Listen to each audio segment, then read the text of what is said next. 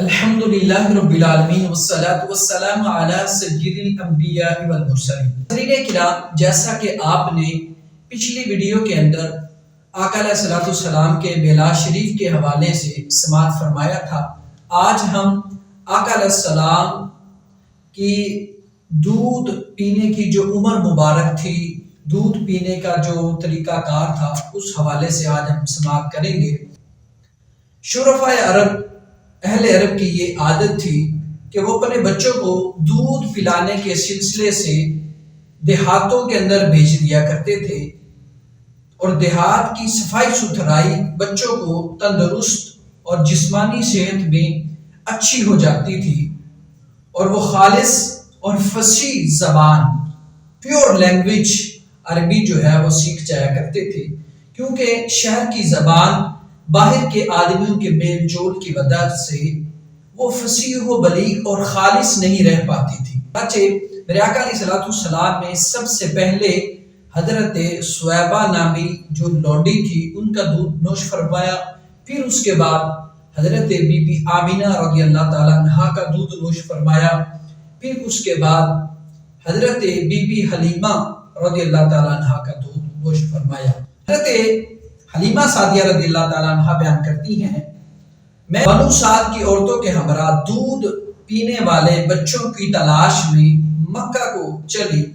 اس سال بہت قحط سالی تھی، بہت ہی مشکل حالات تھے، بہت ہی غربت تھی، یہاں تک کہ میرے پاس ایک بچہ تھا، اس کا دودھ بھی جو ہے وہ پورا نہیں ہوتا تھا۔ جو میرے پاس ایک اونٹنی تھی، اس کا دودھ وہ بھی خشک ہو چکا تھا، یعنی غربت نے ڈیرے ڈال رکھے تھے۔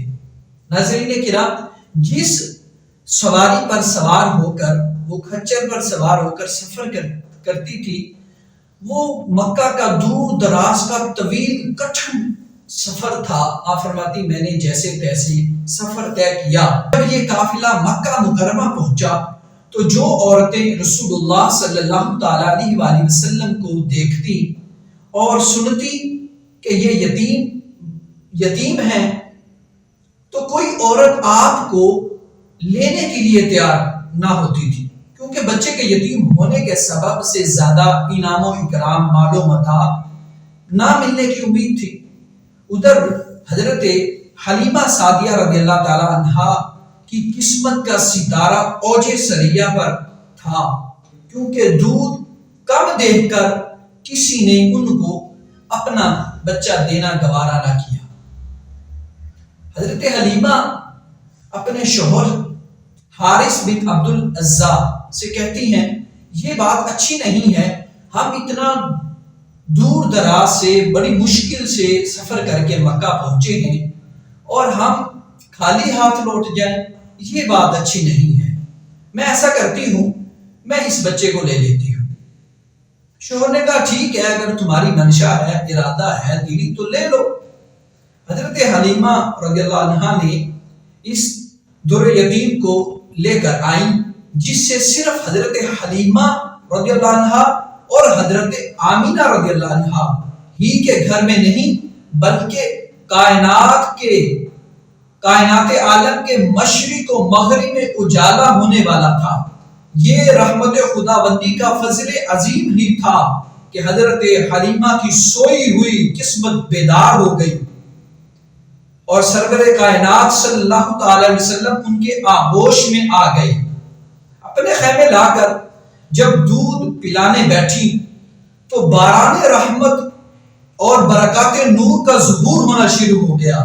ان کی جو پشتان تھے، جو چھاتیاں تھی، جو دودھ سے خشک ہو چکی تھی، اس کے اندر خدا کی شان ذرا دیکھیے ناظرین کرام، کہ حضرت حلیمہ کے مبارک پستانوں میں اس قدر دودھ اترا کہ رحمت عالم نور مجسم صلی اللہ تعالی علیہ وآلہ وسلم نے خوب دودھ نوش فرمایا، اور آپ کے رضائی بھائی، جی ہاں، آپ کے رضائی بھائی نے بھی خوب پیٹ بھر کے دودھ نوش فرمایا اور خوب آرام سے مزے کی نیند سوئی۔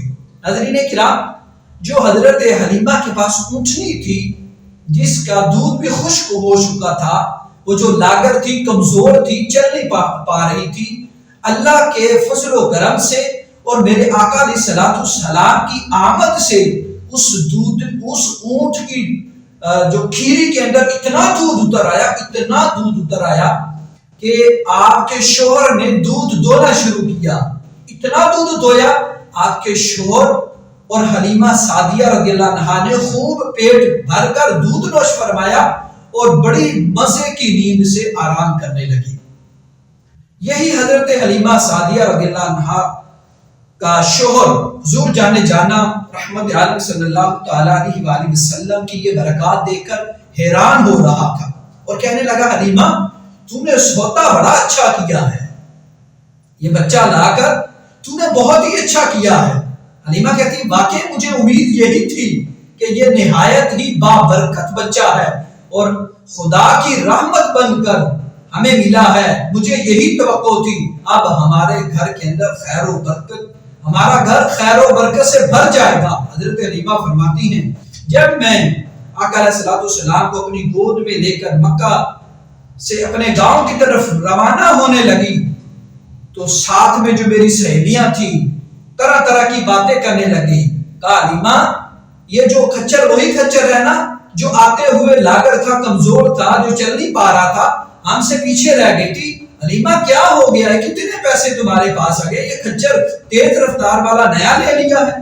کہا نہیں خدا کی عزت کی قسم یہ وہی کھچر ہے, یہ وہی اونٹنی ہے جس پر میں سوار ہو کر مکے آئی تھی. بس آمینہ کے لال کا قدم لگنا تھا, کھچر کے اندر بھی جان آ گئی, اونٹنی کے اندر بھی جان آ گئی ہے اور سارے قافلے والوں سے تیز رفتار وہ دوڑتی ہوئی جا رہی ہے.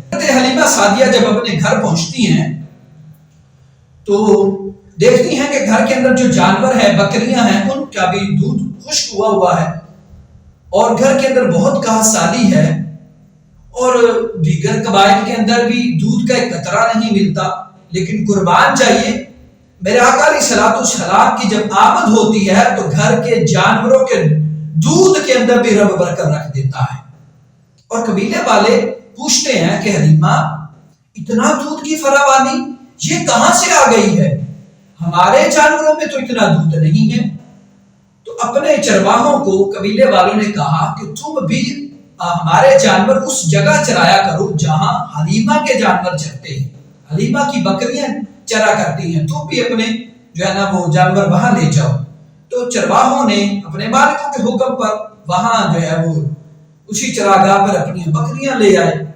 یہاں پر کوئی جنگل کی بات نہیں تھی, کوئی چرواہے کی بات نہیں تھی, کوئی سبزے کی بات نہیں تھی, لیکن قربان چاہیے حضرت حلیمہ سعدیہ اور آپ کے شوہر یہ جان چکے تھے کہ یہ سارے کے سارے کمالات مدینے والے مصطفیٰ صلی اللہ تعالی علیہ وسلم کی آمد کی برکت ہے, نہ کہ کوئی سبزے کی وجہ سے, نہ کوئی جنگل کی وجہ سے, نہ کوئی جو نا وہ خاص جگہ جہاں پہ بکریاں چرائی جاتی ہیں اس کے ساتھ یہ خاص نہیں تھا.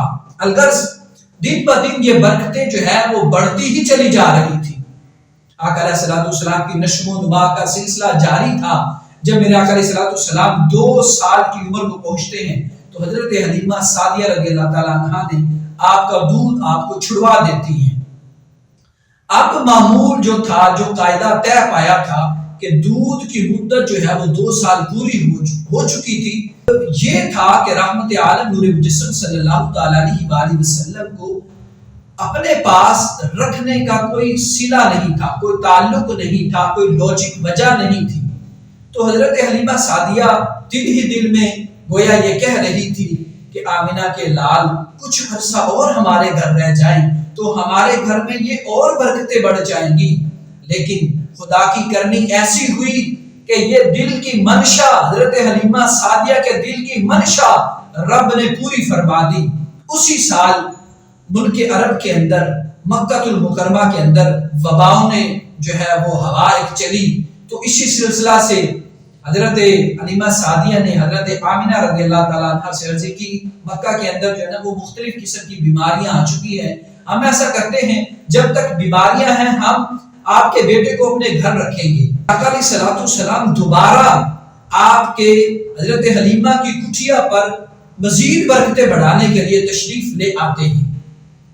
ایک روز حضرت حلیمہ سعدیہ رضی اللہ تعالیٰ عنہا سے میرے آقا علیہ السلام نے پوچھا کہ اے اما جان میرا بہن بھائی کہاں چلے جاتے ہیں؟ صبح صبح میں اٹھتا ہوں تو دیکھتا ہوں میرے بہن بھائی نہیں ہوتے۔ تو حضرت حلیمہ سعدیہ رضی اللہ تعالیٰ عنہ نے عرض کی اے بیٹے آپ کا بھائی اور بہن جو ہے وہ بکریاں چرانے کے سلسلے سے جنگل میں جاتے ہیں۔ تو ہم نے کہا پھر میری والدہ میں بھی ان کے ساتھ جانا چاہوں گا۔ بہت ہی اصرار کیا، حضرت حلیمہ نے اجازت دے دی۔ میرے آقا علیہ السلام ناظرین کرام بکریاں چرانا کیا آپ کو معلوم ہے یہ کن کی سنت ہے؟ جی ہاں میں آپ کو بتاتا ہوں کن کی سنت ہے۔ بکریاں چرانا یہ تمام انبیاء اور رسول کی سنت ہے، اور میرے آقا علیہ السلام کا عمل مبارک دیکھیے۔ میرے آقا علیہ السلام بچپن ہی سے اپنی ایک خصلت نبوت کا اظہار فرما رہی ہے۔